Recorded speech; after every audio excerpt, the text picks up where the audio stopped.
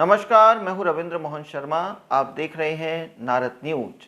आयुर्वेद, योग एवं प्राकृतिक, यूनानी, सिद्धा एवं होम्योपैथिक चिकित्सा विभागों की ओर से आयोजित 4 दिवसीय आरोग्य मेले का तकनीकी शिक्षा एवं आयुर्वेद राज्य मंत्री डॉक्टर सुभाष गर्ग ने एमएसजे कॉलेज के खेल मैदान में उद्घाटन किया।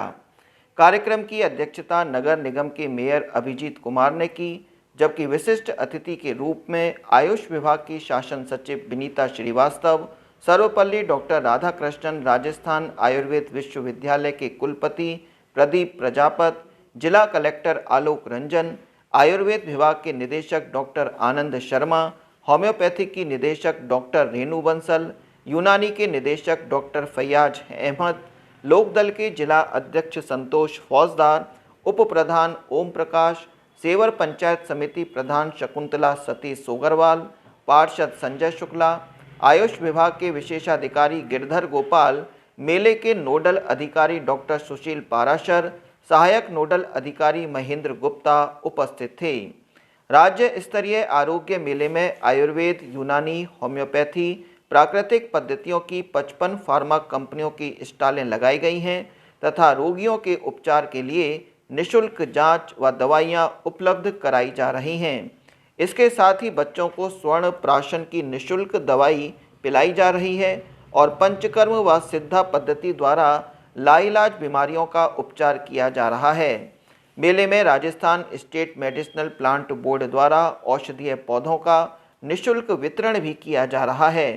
आयुष मेले में राज्य कर्मचारियों व सेवानिवृत्त कार्मिकों को दवाइयां उपलब्ध कराने के लिए आरजीएचएस की सुविधा भी मुहैया कराई गई है। समारोह में आयुर्वेद राज्य मंत्री डॉक्टर सुभाष गर्ग ने कहा कि कोविड-19 के बाद आयुष पद्धतियों का महत्व बढ़ा है और इन प्राचीन एवं सरल व सुलभ पद्धतियों के प्रति लोगों में विश्वास की भावना जागृत हुई है। इसी दृष्टि से आयुष पद्धतियों को विश्व भर के लोगों ने अपनाना आरंभ कर दिया है। उन्होंने कहा कि घर घर आयुर्वेद को हमारे पूर्वज अपनाते आ रहे हैं। इस पद्धति में नवीन वैज्ञानिक शोधों को शामिल किया जा रहा है। कार्यक्रम में आयुर्वेद विश्वविद्यालय के कुलपति प्रदीप प्रजापत ने कहा कि आयुष में अनेक ऐसे उपचार की पद्धतियां हैं जो लाइलाज बीमारियों के उपचार के साथ तनाव को दूर करने में सहायक हैं। कार्यक्रम में जिला कलेक्टर आलोक रंजन ने कहा कि एलोपैथी के उपचार के दौरान जो साइड इफ़ेक्ट होते हैं वे आयुष पद्धतियों के उपचार के दौरान नहीं होते, अपितु आयुष की दवाइयाँ कई रोगों के उपचार में कारगर सिद्ध हुई हैं और मानव को स्वस्थ एवं निरोगी रखने में सहायक सिद्ध हुई हैं। इससे पहले आयुर्वेद विभाग की शासन सचिव श्रीमती विनीता श्रीवास्तव ने मेले के बारे में विस्तार से जानकारी दी। शुभारंभ समारोह की अध्यक्षता करते हुए नगर निगम के मेयर अभिजीत कुमार ने कहा कि आयुष पद्धति के माध्यम से रोगों को जड़ से समाप्त किया जा सकता है।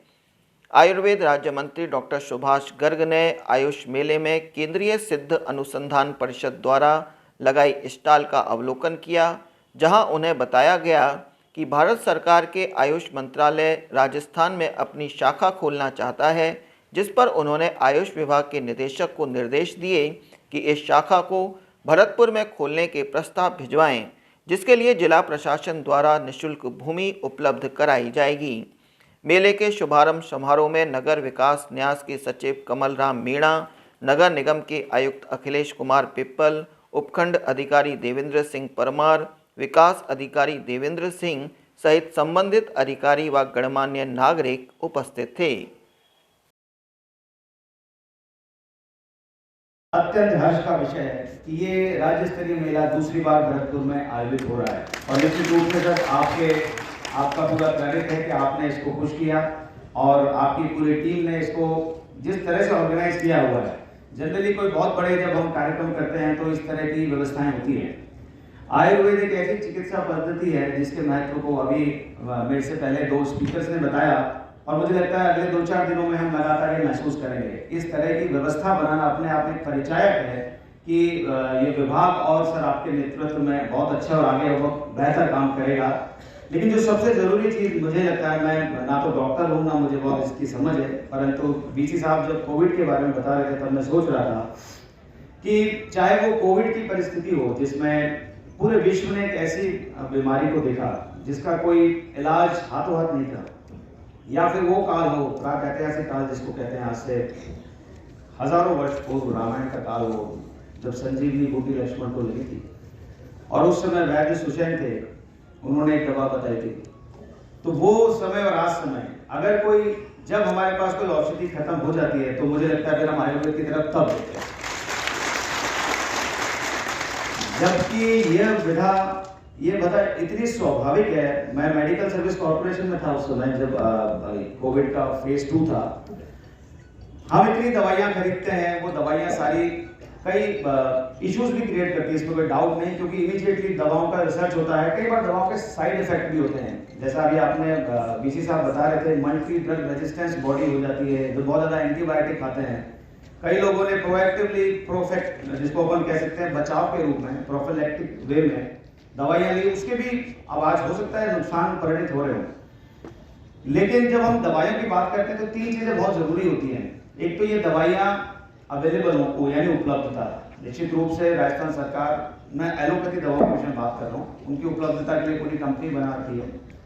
डॉक्टर्स हैं जो उनको प्रिस्क्राइब करते हैं, पर वो एक्सेसिबल भी होनी चाहिए। अवेलेबल तो है, पर क्या वो एक्सेसिबल है, क्या वो उस रूप में है, वो उस जगह उपलब्ध है जहां से हर व्यक्ति ले पा रहा है। सीएससी पीएचसी सब बने हुए हैं और आयुष और सीएससी पीएचसी सब साथ में चल रहे हैं। और सबसे महत्वपूर्ण होता है अफोर्डेबिलिटी। क्या वो अफोर्डेबल है, क्या उसको खरीदा जा सकता है। माननीय मुख्यमंत्री जी के नेतृत्व में ये सब जो है एलोपैथी की पूरी व्यवस्था हो, आयुर्वेद की व्यवस्था हो, सब निःशुल्क रूप से लागू हो रही है।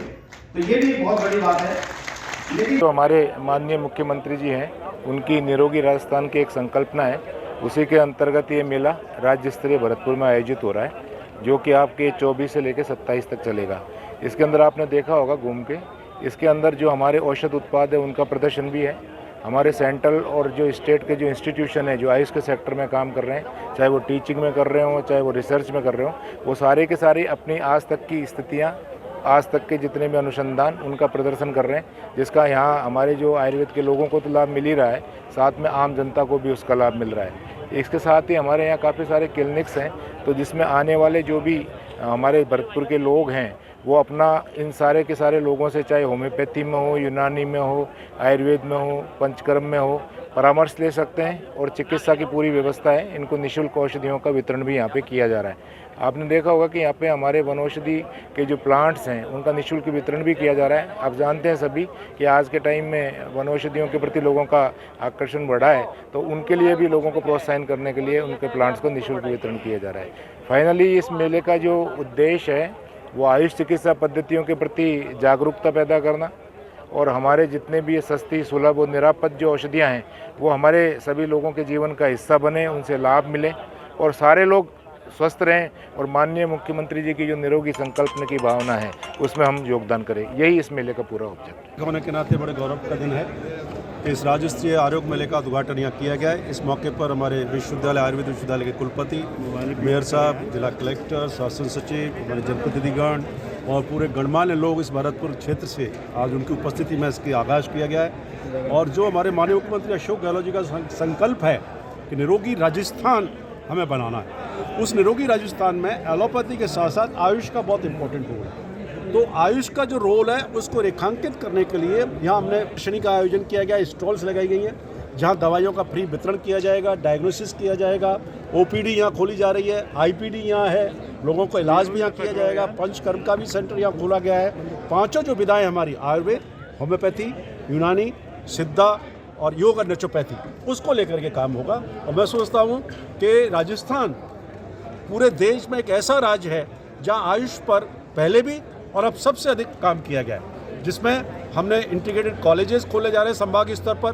भरतपुर में जिसकी शुरुआत योग नेचुरोपैथी कॉलेज के रूप में हो चुकी है, आयुष नर्सिंग कॉलेज की घोषणा हो चुकी है, आयुष कॉलेज यहाँ खुलने जा रहा है, और आने वाले समय में मेरी कोशिश रहेगी होम्योपैथी का भी कॉलेज इस संभागीय मुख्यालय पर खुले, जिससे कि जो हमारी सबसे पुरातन पद्धति है आयुर्वेद, होम्योपैथी, ये योग और नेचुरोपैथी, इसका प्रयोग जन जन में बढ़े, घर घर आयुर्वेद, ये हमारा संकल्प है।